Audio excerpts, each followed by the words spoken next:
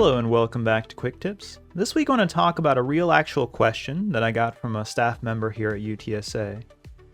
She needed some JavaScript for Acrobat, and while I'm pretty solid with Acrobat, I am no JavaScript expert. What we needed to get was the estimated total cost based on estimated number of attendees and estimated cost per attendee. So instead of searching the web and trying to figure out what I should do, I decided to ask ChatGPT. After a little bit of work and actually asking ChatGPT some questions, this is the prompt that we came up with.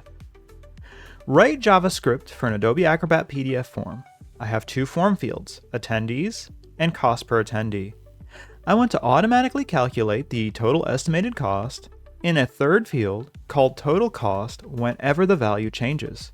The script should multiply the number of attendees by the cost per attendee and display the result in total cost. Please include the appropriate JavaScript for the custom calculation script in the total cost field. And here's the script that it gave me. If I scroll down, it even tells me how to use the script properly.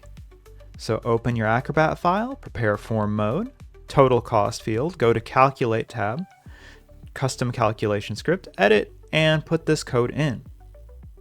So let's do that. I'm going to select copy, go back over here, right click, properties, calculate, custom script, edit, paste in my code, and say OK. Now let's test. I'm going to go to close and preview. So let's say 10 and then 50, and then we got no calculation. What happened?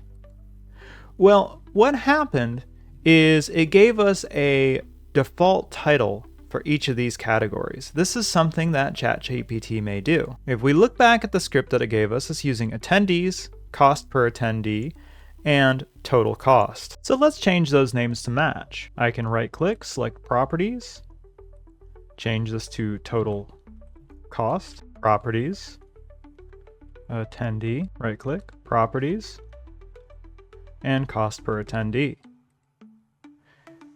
Now let's try to preview again.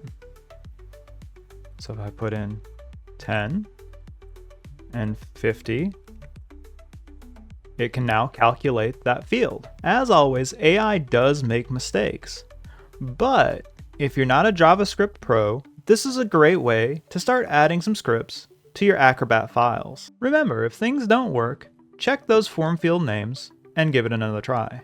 Well, that's it for this week. Hope to see you again next week for another quick tip.